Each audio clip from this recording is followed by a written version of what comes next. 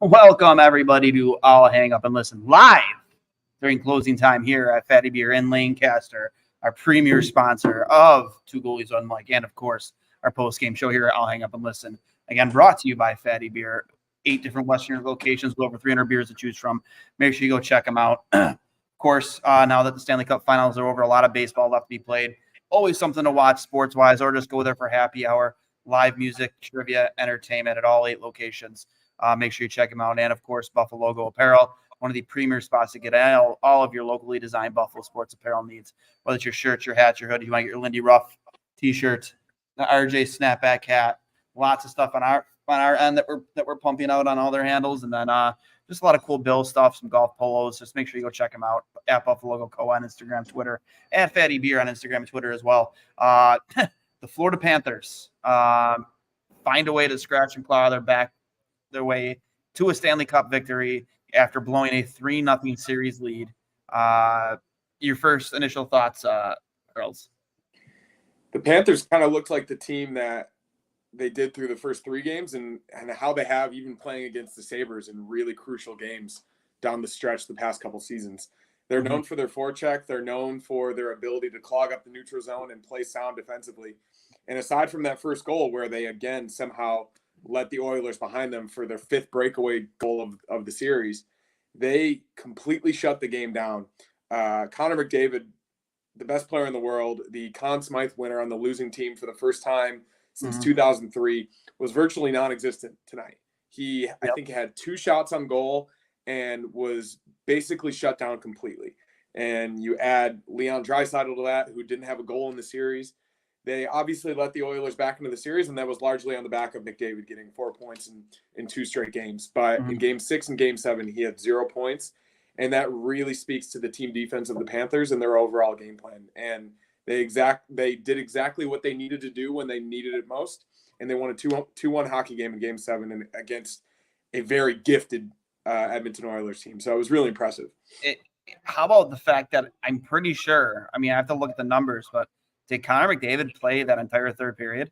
Yeah, it was something like 10 minutes. It was more than that. He had to have played more than 10 minutes. I think he felt like he was out there for every shift. Yeah. I would say 4 of the last 6 minutes he was out there, which is pretty crazy. Yeah, I mean, you could tell like both him and Hyman were absolutely gassed there in the third period. Those are obviously your two, your big guns there. The guys are kind of leaning on the most to get you on the board there in the third period, and they were gassed by the final 2 minutes. I thought when Bob was, starfishing there at the end of the third that they were going to get one by him, but Panthers were selling out to block shots, and they did a lot of stick checking. I would have liked to see a better angle because it looked like Sam Bennett might have covered that puck in the crease. Not sure if we could have gotten a better look at that, but regardless, Bob looked like the Bob of the first 3 games, and they were able to get this one in the garage. And Chris Peters, we had him on last week, and he predicted this. He said he felt that the Oilers were going to come back and force 7 games to no avail because the Panthers are going to win it on home ice. He was right. I actually shot him a message like, you were right, 100%, dead nuts on. The Panthers came back, after blowing that lead and won it in Game 7. I do want to ask this. Am I supposed to care that Kyle Okposo just won a Stanley Cup outside of the fact that we jumped up 2 rounds in the draft? Am I supposed to care? Yeah, I mean, I think it's cool to see in the grand scope of his career. He's obviously given a lot to the game, and then you think about everything he went through with that horrible concussion situation. I think for him personally, not just in the scope of being a former Sabres captain and being with the team for how long as he was, I care in the sense that I do believe him to be a pretty good human being, and I do believe him to have had a really cool NHL career, and he's played for a really long time, and I think he's earned it. I was happy when he got traded to Florida because I do think it was his best chance to win, and it turned out he was able to. He didn't contribute that much, but it does speak to his importance level that Paul Maurice put him in for Game 7s for Nick Cousins. They wanted a guy with experience out there, and I thought personally he was really good tonight, especially on the forecheck. He played a physical game. He looked like he had some jump, and which is very likely the last game of his career. So I personally care. I've always liked the guy. In the sense of the Sabres, no, it doesn't really matter. Just like how all these other former Sabres are now winning the cups in multiple other places. This is the third team that it's really happened to recently. So obviously that hurts a little bit, but at the same time, looking at the guy personally, I'm happy for him. I look at those comments he made in that interview a couple weeks ago where he said he saw in October that the team he was captain of just didn't have the compete level. And not saying there's much he could have contributed to fix that, but he did and said nothing. To me, that's just like in the room, that's your role as captain to try and make a difference. If you're not, I understand. I know we've had people on the show, I guess before, like, who is he to be a guy to stand up and say something when he doesn't contribute enough of the score sheet? So, like, how can he? But, like, isn't that the reason why he was made captain, though? Because he demands respect. Yeah. People listen. To me, it's just like that. You didn't have to. You could have declined to answer those questions. And yeah, now I would argue that I would say that there's a non-zero chance that he did try to at least say something, given that he is the captain. We don't know for sure what those conversations were in the locker room in October and November when they did get out to that slow start. Being the veteran and the leader that he is, I'm sure there were many conversations about it. As we saw in that first month, Alex Tuck didn't have his game. Tage Thompson got hurt. They weren't getting the goaltending and the defense that they needed to start the year. So I wouldn't say he absolutely said nothing, but yeah, it does rub you the wrong way, especially with the expectations the Sabres had going into the year. But I would argue that he definitely did try. And like you said, like, he's a fourth liner. He played 17 games for the Panthers after getting traded there in February, and he didn't even score a goal. So it's not like he contributed that much even to the team that he was traded for. Unlike Ryan O'Reilly, who said he lost his passion for the game in Buffalo. Jack Eichel, who lambasted the fans in his first chance back in the building a year later. I look at Kyle Okposo in a much different vein than I look at Ryan O'Reilly and Jack Eichel. Yeah, I don't know, man. I understand, like, the human side of it. He's a nice guy, great. I'm sure everybody on that team's a nice guy. Longest tenured Sabre, contributed to 0 playoff appearances for most of that time. He was the highest paid player on the team, up until Eichel. I don't know, man. I don't care. And if that makes me a bad guy, no, everyone can don't care. Everyone can have an opinion on it. I'm personally happier for Sam Reinhart. I agree with that. I think that Sam Reinhart contributed more to the Sabres on the ice than Kyle Okposo did. I'm even happy for Evan Rodriguez and Brandon Montour. I think they obviously didn't contribute that much, and they didn't spend that long with the Sabres when they were there. But at the same time, I like them as players. I thought they should have been given more of a chance, especially Brandon Montour, who at the end of Ralph Kruger's tenure was, for some reason, put it forward, which is still just absolutely mind-boggling to think about at this stage, given how good of a defenseman he is. So, yeah, I mean, this is going to continue to happen as the Sabres have high expectations and have good players and continue to miss the playoffs. You're going to be a seller at the deadline, and you're going to go into the playoffs watching guys that used to play for your team. It's happened in 4 out of the last 5 playoffs now, and it's tough to watch. But at the end of the day, winning solves everything, and free agents will come, and guys will stay longer because it's a winning culture, and that's obviously what they need to start building.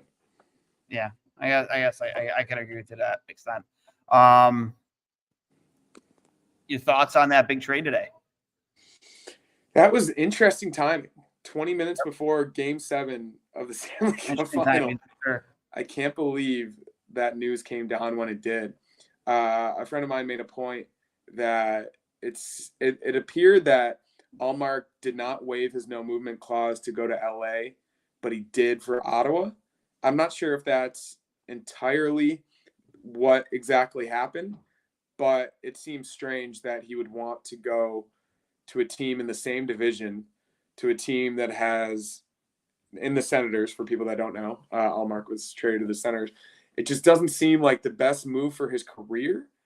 Although, as we've seen from year to year, teams can make massive improvements, and it seems as though that team is committed to bringing free agents in and spending a lot of money. So who knows what will happen. But if I were Allmark, especially given the organizational history, I would much rather want to go to the Kings than I would want to go to the Senators.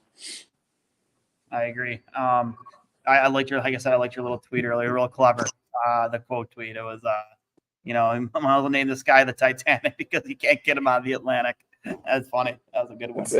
It's pretty wild. Like three of the 8 teams now, and he spent his entire career there. But yeah, it's interesting though. I mean, it makes the Senators better automatically.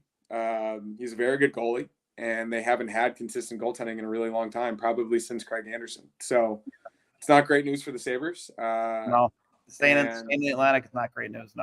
No, and yeah, we'll see how the Senators build off that, because in the same way the Sabres haven't been able to do anything recently, neither have they. So we'll see what happens. But I was personally pretty shocked, and I think a lot of Bruins fans didn't like the return either. Mm-hmm. Seeing what happened on the ice tonight as a Sabres fan, how much more pressure do you think that puts on Kevin Adams to win next season? Seeing that many, I completely forgot Kulikov was on the team too. He was out there. Kulikov, Montour. It's 5. It's Reinhart, Oposo, Montour, Kulikov, and Rodriguez. It's pretty wild. I would say that the pressure is already as high as it can be. I don't think the Panthers winning the Cup increases that pressure even more. I think Adams knows that his job is on the line no matter what. And if he doesn't do something this summer, if he doesn't make any trades, if he doesn't, he's probably going to have to overpay a little bit for free agents. We've been down that road before. I think if this team gets off to a bad start and is not within striking distance of a playoff position once the calendar turns to 2025, I think he knows his job is on the line. So I don't necessarily think the Panthers winning the Cup increases the pressure from where it already is, which is at a tipping point. Gargalon coming in here hot. Okposo's captain salute gate, and I'm sick of the accolades for him. Worst C ever in Sabres history. I mean, I don't know if I can name I can't go down the list of former Sabres captains. I mean, there was one season where we had like 6 of them when they were doing them, rotating every other month. But I think that kind of plays into it too, that he kind of greenlit that whole don't salute the fans thing when we had Harrington on. And kind of piggybacking off your point earlier that you would like to believe that he did say or try to do something. Like, we had Harrington on. I know you weren't on the show with us, but that question was asked. Did you hear of any type of players only meetings? I know you guys are pretty in tune with that kind of stuff. And he goes, nope, never came across our radar. So I don't know. Your thoughts on that, and before we close out here. Yeah, I mean, I wouldn't say the worst captain in Sabres history. I think I wouldn't say he's a nice guy, and listen, I'll show a ton of respect for the perseverance, and again, the guys liked him, but Eichel was an asshole. He won a cup. You know what I mean? Sometimes being a nice guy doesn't equate to winning. Totally. Because guys like you doesn't mean it equates to winning. Of course not. I do believe that, especially over the past 2.5 years, once Kruger was gone, with Donnie, with all these young kids on the team, and Oposo being the oldest guy in the room by far, I do think that he contributed to the culture change we saw at the end of the 2022-23 season and the expectations that led into this year. I mean, obviously they didn't get to where they wanted to go, but we had a lot of good moments, a lot of better moments than we've had in the past 10 to 15 years when he technically was the leader of the team. So, yeah, obviously none of that really matters at this point, and those are all just forgotten memories for the most part. I wouldn't say completely forgotten, because I think all of the special nights we've talked about, Ryan Miller night, RJ night, RJ's last call, a few of these big-time games that the house has been full for, I think Okposo did have a tangible effect on that. And I'm not going to be one that looks back in anger about his time in Buffalo, because I think that the organization and the management and the coaching is largely more responsible for the Sabres not being in a position to be a good hockey team than it was the players. Mm-hmm. So I'm not going to fault the guy. I think especially this season and at the deadline, he did what he needed to do. He went to the best team and he won a cup, and now he's going to retire, and there's a potential that he comes back to Buffalo in management or coaching role. So I would agree with that. Yeah, I got like my tweet earlier. It wasn't a situation where I just don't think he was a great captain. I just don't. I think he was there by default. I think he was default captain. for sure. I don't think that. I don't know. In a season, I guess I just wanted more from him in a leadership role. And then hearing him, that just leaves me really salty. I don't need to hear that. Like, that's another thing too, is like, you kind of look at the Casey Middlestat comments when he, maybe there's more to context than meets the eye there. But like, for me, it's like, why just decline to answer? Just decline to answer. Just why would you put that out there for us fans, the fans that you loved? We don't need to hear that you saw like in October that this team didn't have it. I don't need to hear that. I don't need to know that. Yeah, I saw it. I saw it all season. I don't need to know that you recognize that as early as October, and nothing was, at least to our knowledge, from a fan perspective. And we've had Harrington on here a couple of times, and they always hear about these things. Nothing about it was addressed. So I don't know. For me, that's just how I feel. A good guy, super nice guy. People like him, but I couldn't care less. So yeah. Happy, really happy for Reinhardt, though, and I would love to see us overpay to bring him back. Agreed. Couldn't agree with you more there. So, with that being said, guys, you're closing the gates here at Fatty Beer here in Lancaster. Fatty Beer in Lancaster. We got to get out of here, but as always, one of the best spots to get a beer during happy hour. Get a beer, just for anything. Just night out with your friends, watching a baseball game.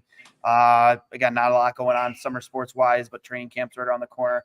Make sure you get to your local Fatty Beer, whether it's in Lancaster, Orchard Park, North Tonawanda, Kenmore, wherever it might be. Those two boys from Two Goalies, One Mike sent you. You can find them at Fatty Beer on Instagram and Twitter. Over 300 beers to choose from, live music, entertainment at all locations, and Buffalo Go apparel. If you need any golf polos, Bills themed, Sabres themed, hats, shirts, hoodies, they have everything over at Buffalo Go apparel at Buffalo Go on Instagram and Twitter. Got the draft here in a few days. Free agent, I think it's all kicking off in the same week, right? Free agency, the draft, the schedule should probably drop fairly soon. Big week in hockey. Yeah, right. It's going to be exciting, and I think we're probably going to get the news on the Skinner buyout in the next few days. Yeah, and Kevin Adams didn't exactly shut that down when he addressed the media. So, I personally would like to see them try and retain as much salary as possible and trade him. That's just me. If a guy like Pierre-Luc Dubois can get traded, why can't Jeff Skinner? For sure. Hurls, as always, thanks for hopping on, guys. Remember, get to your local Fatty Beer. Go check out Buffalo Go apparel. We will talk to you probably this coming week for the draft. And as always, go Sabres.